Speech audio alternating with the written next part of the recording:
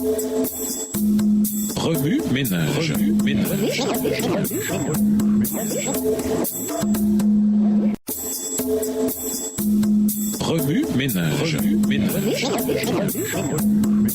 Bienvenue dans votre émission. Remue ménage. Nous voilà à la leçon de mercredi. Invité, la puissance derrière l'aspect pratique. À l'exception de Jean 17, la plupart des prières de Jésus sont consignées par bribes ou simplement pour montrer qu'il priait. Mais prises ensemble et observées, elles révèlent encore beaucoup de choses sur la vie de prière du Sauveur. Jésus priait souvent, Luc 5, verset 16, parfois toute la nuit, Luc 6, verset 12. Il disait à ses auditeurs que Dieu était à l'écoute de tous leurs besoins, qu'il les connaissait déjà et que l'on peut atteindre notre Père Céleste par la plus simple des prières. Matthieu 6, les versets 5 à 13 et les versets 25 à 32. Juste avant de ressusciter Lazare d'entre les morts, il a remercié son Père de l'avoir entendu, car, a-t-il dit, « Je sais que tu m'écoutes toujours » Jean 11, verset 42. Dans la pire agonie jamais endurée par un être humain, Jésus a prié son Père dans le jardin de Gethsémane et sur la croix. Matthieu 26, versets 36 à 44, Matthieu 27, verset 46, Luc 23, verset 34. Quelqu'un a déjà dit ceci: si Jésus considérait la prière comme une telle nécessité dans sa propre vie, combien plus ses enfants devraient-ils ressentir le besoin de prier? Jésus a même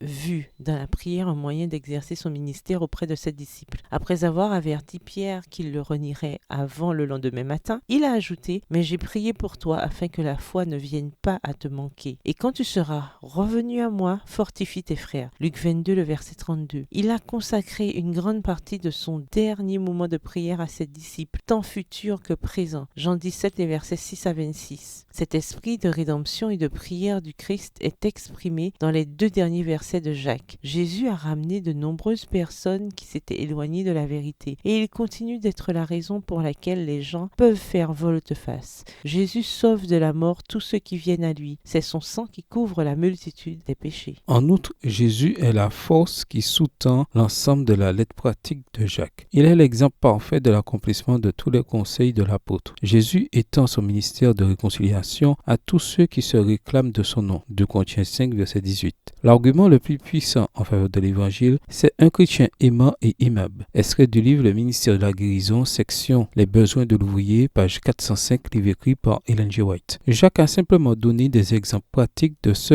à quoi cet argument ressemble. Jour après jour, avoir foi en Jésus, l'aimer plus que nous aimons ce monde et manifester cet amour dans nos paroles, traiter les autres comme nous voudrions qu'ils nous traitent, donner la priorité au caractère plutôt qu'au bien matériel. Bref, ça ressemble à fond à Jésus. Remue ménage, méditez de nouveau Jacques 5, les versets 13 à 20. Où voyez-vous Jésus dans ce passage? Recherchez d'autres extraits dans lesquels Jésus prie. Que vous apprennent-ils d'autres sur lui et sur sa vie de prière? Que vous dit Jésus par ces textes? En quoi voyez-vous Jésus différemment ou le voyez-vous de nouveau? Comment réagissez-vous en voyant Jésus de cette manière? Au revoir. Et à demain si Dieu veut. Remue ménage. Remue ménage.